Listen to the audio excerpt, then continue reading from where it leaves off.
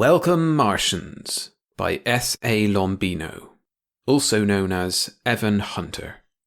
Narrated by William Skye. Only one question seemed important in this huge space venture. Who was flying where? The only sound was the swish of the jets against the sand as the big ship came down. Slowly, nose pointed skyward, a yellow tail streaming out behind the tubes, it settled to the ground like a cat nuzzling its haunches against a velvet pillow. Dave Langley peered through the viewport.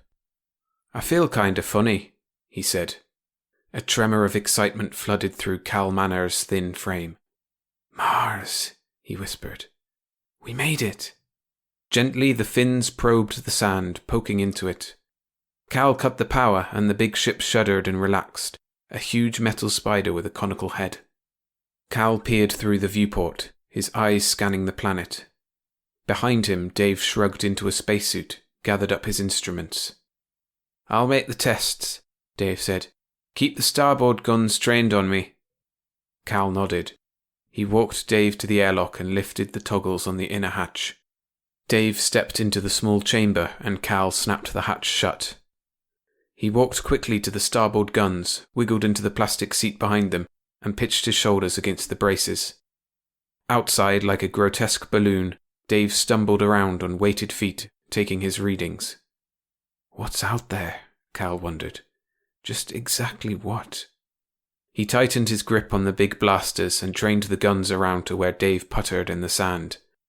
Dave suddenly stood erect, waved at Cal, and started lumbering back toward the ship. Cal left the guns and went to the airlock. He stepped into the chamber, closed the toggles on the hatch behind him, and twirled the wheel on the outer hatch. He was ready to move back into the ship again when Dave stepped through the outer hatch, his helmet under his arm. "It's okay, Cal. Breathable atmosphere. And the pressure is all right, too." Cal let out a sigh of relief. "Come on," he said. "Get out of that monkey suit, then we'll claim the planet for Earth." They went back into the ship, and Dave took off the suit, hanging it carefully in its locker. Both men strapped on holsters and drew stun guns from the munitions locker. They checked the charges in their weapons, holstered them, and stepped out into the Martian night. It was cold, but their clothing was warm and the air was invigorating.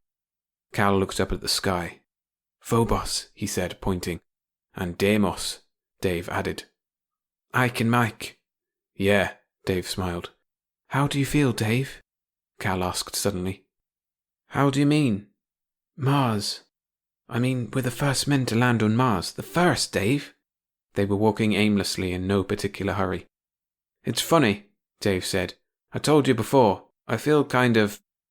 The music started abruptly, almost exploded into being, tore through the silence of the planet like the strident scream of a wounded animal. Trumpets blasted raucously, trombones moaned and slid, bass drums pounded a steady tattoo. Tubas heavy and solemn like old men belching, clarinets shrill and squealing, cymbals clashing. A military band blaring its march into the night. Wah? Dave's mouth hung open. He stared into the distance. There were lights and the brass gleamed dully. A group of men were marching toward them, blowing on their horns, waving brilliant banners in the air. "People," Cal said. "And music. Like ours. Music just like ours." The procession spilled across the sand like an unravelling spool of brightly coloured silk. Children danced on the outskirts of the group, hopping up and down, screaming in glee. Women waved banners, sang along with the band, and the music shouted out across the sand, a triumphal march with a lively beat. A fat man led the procession. He was beaming, his smile a great enamelled gash across his face. The music became louder, closer, ear-shattering now. "Welcome!" the shouts rang out. "Welcome! Welcome!" "English!" The word escaped Dave's lips in a sudden hiss. "For God's sake, Cal, they're speaking English." "Something's wrong," Cal said tightly. "This isn't Mars. We've made a mistake, Dave." The fat man was closer now, still grinning, his stomach protruding, a gold watch hanging across his vest beneath his jacket. He wore a white carnation in his buttonhole. A Homburg, black, was perched solidly atop his head. "They're human," Dave whispered. The fat man stopped before them, raised his hands. The music ceased as abruptly as it had begun. He stepped forward and extended his hand. "Welcome home," he said. "Welcome home." The words seared across Cal's mind with sudden understanding. "There's some mistake," he started. "Mistake?" the fat man chuckled. "Nonsense, nonsense. I am Mayor Panley. You're back in New Calith, gentlemen. The city is yours. The world is yours. Welcome home." "You don't understand," Cal persisted. "We've just come from Earth. We've just travelled more than 50 million miles through space. We're from Earth." "I know," the mayor said. "I know." "You know?" "But of course. Isn't it wonderful?" The crowd cheered behind him, telling the night how wonderful it was. Cal blinked, turned to Dave. The mayor put his arms about the two men. "We've been watching your approach for weeks. I'll have to admit, we were a little worried in the beginning." "Worried?" The mayor began chuckling again. "Why, yes. Not that we didn't think you'd make it, but there were some who... here are the television trucks now." The trucks wheeled across the sand, just like the thousands of trucks Cal had seen back on Earth. The television cameras pointed down at them, and the men stood behind them with earphones on. "Smile, smile," the mayor whispered. Cal smiled. Dave smiled too. "Ladies and gentlemen," Mayor Panley said to the cameras, "it is the distinct honour of New Calith." The crowd raised their voices, drowning out his voice. The banners waved, yellow, red, blue, orange. "Welcome, welcome, welcome. The distinct honour of New Calith to be able to welcome home Bobby Gallus and Gary Dale." "Gallus, Dale," the voices sang. "Gallus, Dale. Gallus, Dale." "Just a second," Cal interrupted. "You don't understand at all. Those aren't our—" "4 years in space," the mayor continued. 4 years among the stars. To Earth and back, fellow citizens, for the glory of Mars. "You've got that twisted," Cal said. "We didn't—" The mayor took Cal's elbow and turned him toward the cameras. "You were in space for 4 years, weren't you, Captain Gallus?" "Yes, we were, but it wasn't—" "Space," the mayor gushed. "Limitless space. The first men to land on Earth." Again the cries of the crowd split the night. "Across the stretches of sky," the mayor continued. "Across the uncharted wilderness above. Across the—" There were banquets and more banquets, and women of every size and shape. The city of New Calith went all out to welcome the space travellers, Bobby Gallus and Gary Dale. At the end of a week of festivity, the mayor came to Cal and Dave. "Have you enjoyed your stay, boys?" he asked. "It was swell," Cal said. "But you've got things all—" "I was wondering when you planned on leaving for the capital. Don't misunderstand me. We'd like you to stay as long as you want to, but—" "For God's sake," Cal snapped, "will you please listen to me?" Mayor Panley was visibly shaken. "Why, of course, Captain Gallus, of course. Why, certainly." He lapsed into silence. "I'm not Bobby Gallus," Cal said, "and this isn't Gary Dale." The mayor nodded his head. "You're not Gallus and Dale," he said slowly. "That's right," Cal said. "We didn't go to Earth. We came from there. This is the first time we've ever been on Mars. Do you understand? We're Earthmen." "Earthmen?" The mayor considered this for a second, and then burst out laughing. "Why, that's preposterous. Absolutely preposterous." His laugh rose in volume to a bellow.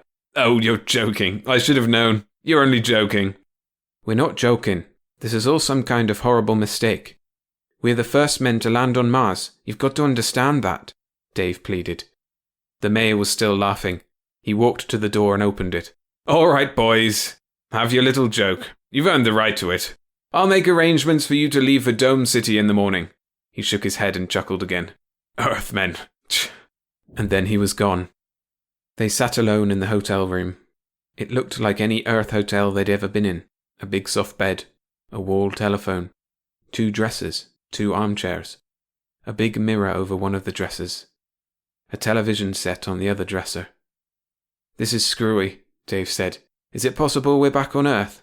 Is it possible the joke is on us? Maybe everyone is just ribbing us. Maybe we've been going around in circles for 4 years.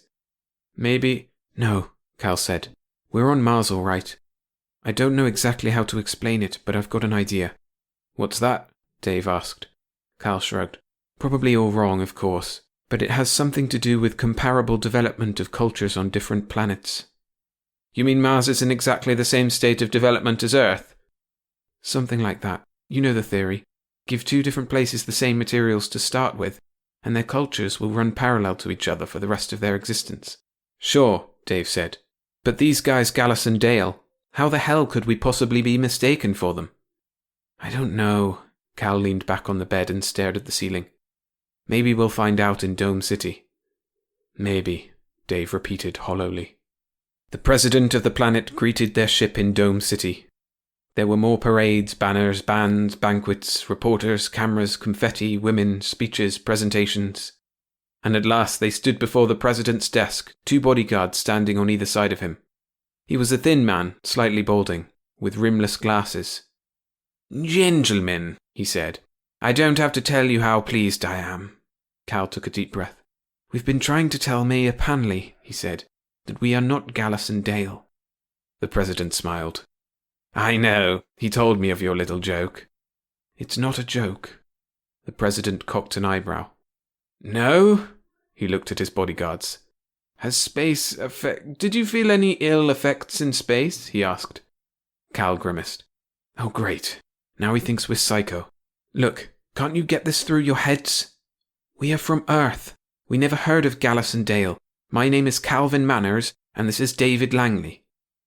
"Very interesting," the president said. He tapped his finger on the back of his other hand and stared at the two Earthmen.